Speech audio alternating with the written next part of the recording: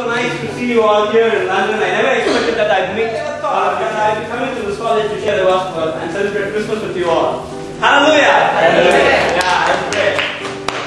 Today, I'm just going to share a very small story with you, and I need your interaction. How many of you are ready to interact? Can you please put your hands up? That's great. So anyway, very small crisp message I'm going to talk to you today.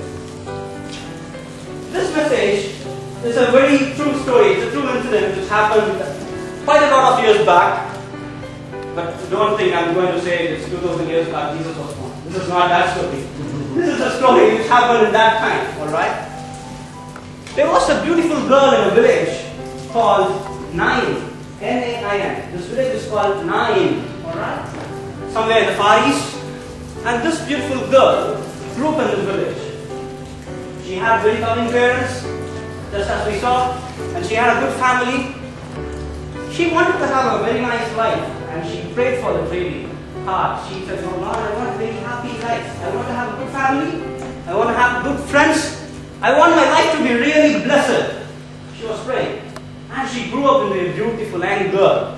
She was in her teens, and when she came into her early 20s, she got married, and her married life was really superb. God had blessed her with everything He could bless with. The marriage was really a successful marriage. And after a couple of years, they gave birth to a son, their only son. The son grew up. This girl was so happy. Now she should be a lady, yeah? She's not a girl anymore. She was really happy that everything was going very positive in her life. Everything is so happy. Whatever she asked God, God has given everything to her. She's so happy now. One fine day, her husband falls sick. The doctors, they could not diagnose what it is. His condition was just going bad, day by day. They could not do anything. And one fine day, her husband passed away. Her husband died. This young girl saw it shattered. She never thought such a big thing would happen in her life. Her life was so happy for the past 20 or 30 years. She grew up happily. She had a beautiful family, a very nice husband, very nice son, a nice baby, nice friends, a nice place to live. It was awesome. Suddenly one day her husband passed away. Her hopes were shattered. She thought her future was hopeless. She was saying, who will take care of me? Who's going to feed me? What's going to happen to my family? How am I going to survive? The days passes by and the son grows. And now, all the trust she had on her husband moves on to the son. She loves the son so much. She was loving the son so much.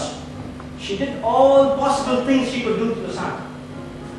The son grew into a beautiful young boy, a gentleman. One fine day, like his father, the son also passed away. His mom. Can you just imagine how his mom was felt? She was really She was asking God, Lord, you took my husband away. Yes, I had some hopes. I had all the trust on my son. I thought my son would take care of me. And today my son is also dead. Why did you do this to me? My dear friend, there are so many times the same thing happens in our life. We think something would happen positive in our lives. At many occasions, things are really positive. We think by the next year, by the end of next year, I'll buy a beautiful house. And some people think, by the end of next year, I'll get a beautiful job. I'll earn a lot of money. I can send a lot of money to my parents. Some people think, by the end of next year, I'll do something. Next month, I'll go and buy a new car. I'll buy new clothes. But my dear friends, we don't even know what's going to happen tomorrow. We don't know whether we'll go home today. Nothing is assured in our lives. The world is in such fast pace. We don't even know what's happening around us. People who are alive yesterday, not alive today. We should be really grateful to God that we are sitting here and praising Him. We are enjoying the time of Christmas. There are many people in downtrodden, underdeveloped countries who don't even have food, who don't even have clothes. God has really blessed us with all the riches. Jehovah Jireh, our provider, has really blessed us. So this lady's life was like that. Her husband passed away, and the son also passed away. My dear friend, you may be here today with situation. Maybe there might be problems in your family, or you might be anticipating a job when you finish your master's degree, like me. Some people might be anticipating a marriage next year. Some people might be anticipating to build a house. Whatever it is, we are all filled with hopes. And you know the theme of today's program? Radiant hope. It's called Radiant Hope. My dear brothers and sisters, I have a message for you. Though your hope is not based on anything, we have a radiant hope. And that's Jesus. We have a radiant hope. And that is Jesus. Let's come back to the story. And now the son is dead. And they want to bury him. Okay, they want to bury him. So all the crematory services, they want to take it. So they're taking the corpse in a beautiful coffin.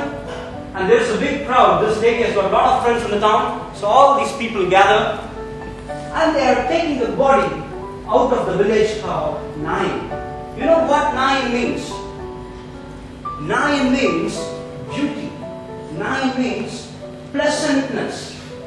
So they are taking the dead body, they are taking the dead boy out of the beautiful place. They are going to the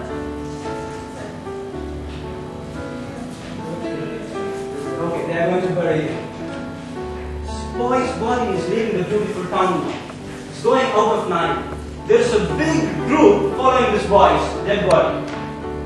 And here comes the most important thing. This man called Jesus, along with his disciples and a crowd, travels towards 9. Jesus is coming towards the town of beauty. He is coming towards the town of pleasantness with the crowd. And here, you can see a situation where 2 big crowds are going to intersect. It's coming out of 9, coming out of pleasantness. The other group with Jesus is traveling towards beauty. It's traveling towards pleasantness. And when Jesus sees the crowd coming in the opposite direction, he goes near and he looks at the widow. Jesus is really moved by the pain of the widow. He just goes down to the widow. He tells her, don't cry. Don't cry. And this widow just looks at the guard and she doesn't understand who this man is. She's just looking at Jesus with her mouth closed. She's not even uttering a single word. But Jesus, he would understand all the trauma the lady is going through. Jesus knows your hearts. The scripture says, he reads your hearts. He knows your intentions. Same way, you may be here with so many expectations. You may be depressed. You may have so many problems, financial problems. You may not say it out to your friends. But Jesus knows it. Same time, Jesus understood the lady's trauma. And Jesus goes and talks to her. Don't cry. Don't cry, my dear lady. And there, Jesus lifts his arm. He touches the corpse. He touches the coffin. Do you know what happens? The coffin stopped. The whole group stopped. Jesus, in fact, stopped the coffin. He told them, put it down. I want to see. And Jesus said, young man, get up and walk. Jesus says, young man, get up and walk. Did that man walk? Yes. Did he walk? Yes. Why are you saying it so sadly? Oh, that man can say, he walked. He walked that day. This young man rose back to his feet. He walked. And all the lost hope of that lady came back to life. All those crumbled hope, all the crumbled trust was just formed back again with a man called Jesus. The lady thought, it's over. The lady thought, it's done. When Jesus touched the corpse,